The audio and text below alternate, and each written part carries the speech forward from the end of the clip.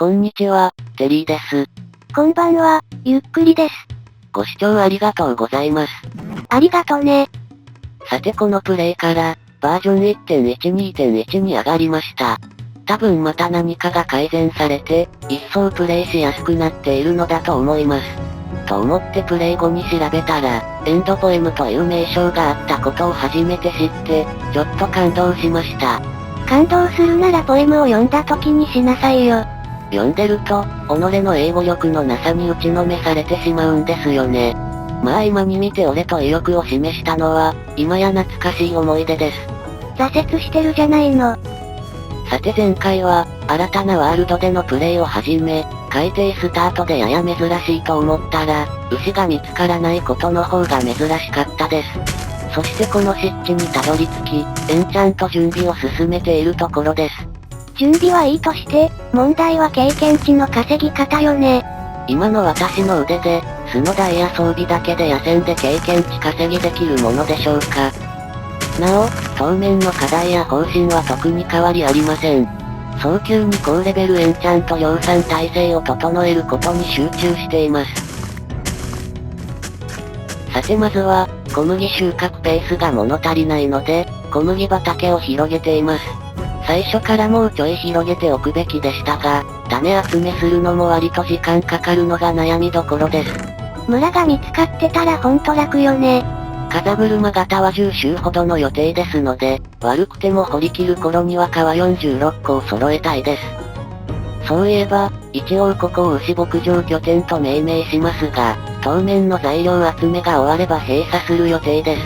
拠点構えたままだと何かと寄りたくなってしまって、その移動を累積すれば結構なロスになりそうな気がするんですよね。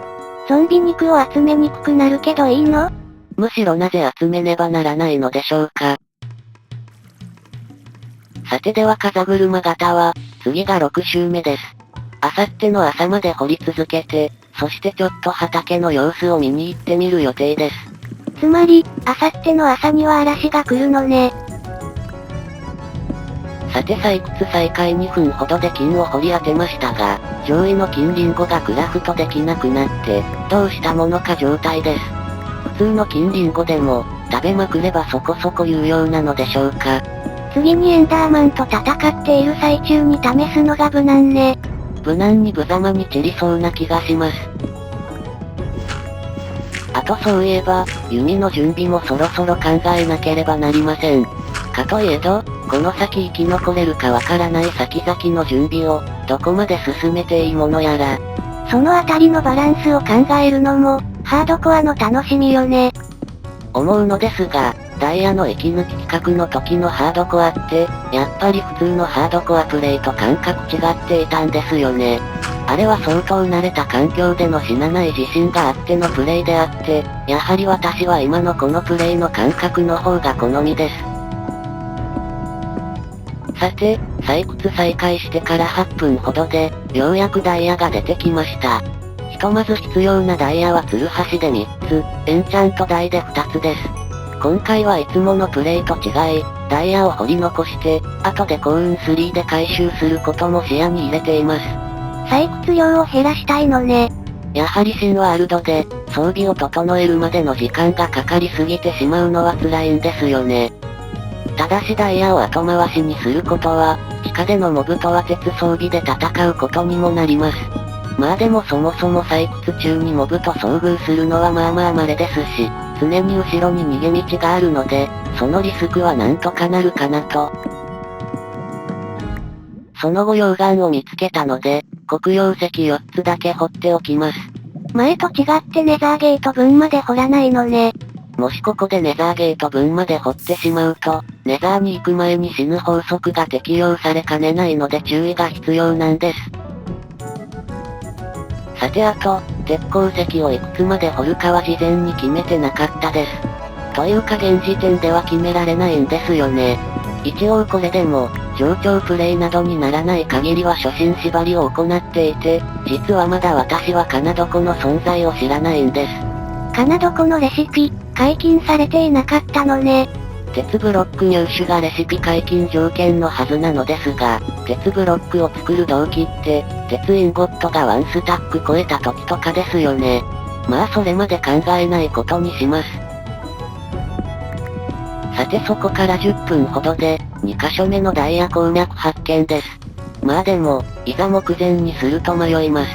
洞窟を掘り当てた時、クリーパーが落下即爆破したら、鉄装備では即死しそうなんですよね。ここでダイヤ掘ってたら死ななかった、なんてことも普通にあるわね。まあいいや、せっかくのハードコアプレイです。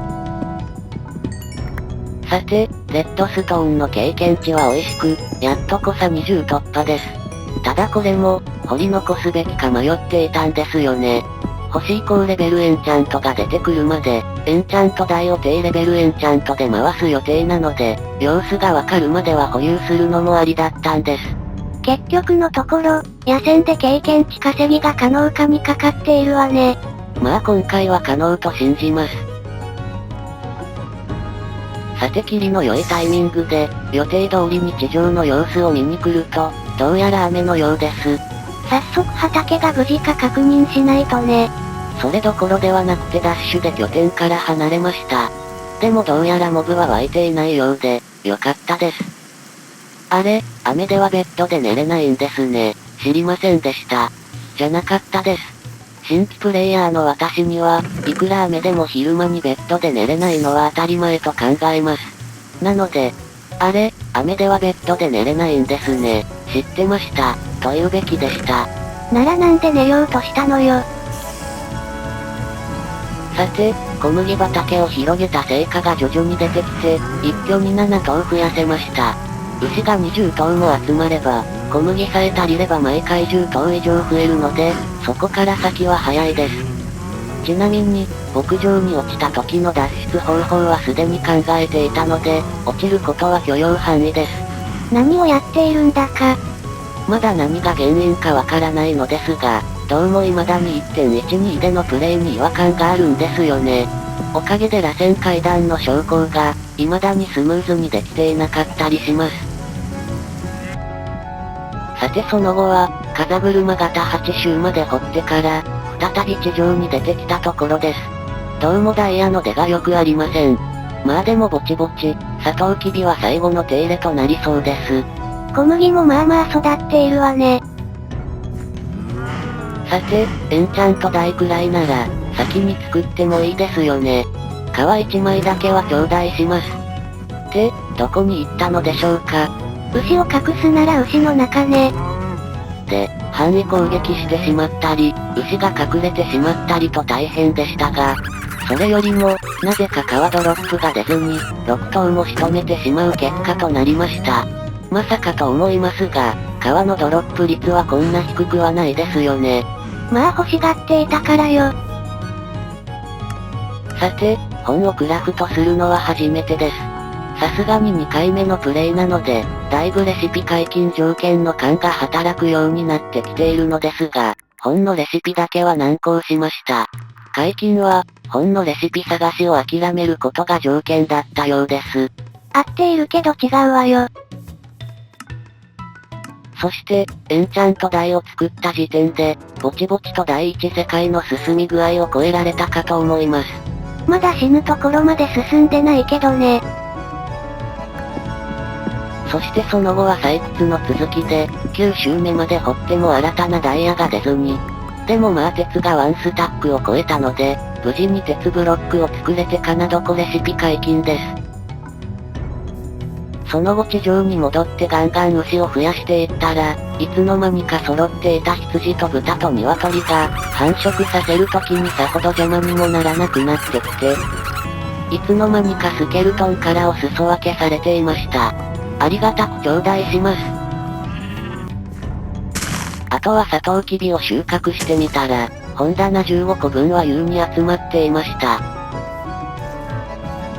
そしてまた小麦を集めて繁殖を。牛は5分足らずでまた繁殖できるんですよね。まずまず増えてきたわね。さて、その後は地下に戻って3カ所目のダイヤ鉱脈を掘り当てて、その20分ほど先で、ようやく風車型10周目が終了です。それにしてもスノ鉄のツルハシだと、10周目だけで24分かかるんですよね。早くいいツルハシが欲しいです。さて、今回はこんなところとなりました。高レベルエンチャントができるようになるまで、もう一歩です。やっぱり結構時間かかるわね。ちなみに湿地にたどり着いてから3時間半が経過してます。もうちょっと無駄をなくせば時間は削れそうですが、3時間切りがせいぜいというところでしょうか。さて次回ですが、一発目の高レベルエンチャントで、ダイヤツルハシに何がつくかで状況が変わってきそうです。まあでも、素のダイヤ装備を整えて、野戦に突入するところまでは行おうと思います。エンチャントつけるまで、待たないのね。どの道即死するときは即死しますから。では、次回も頑張っていきます。それではまたね。バイバイ。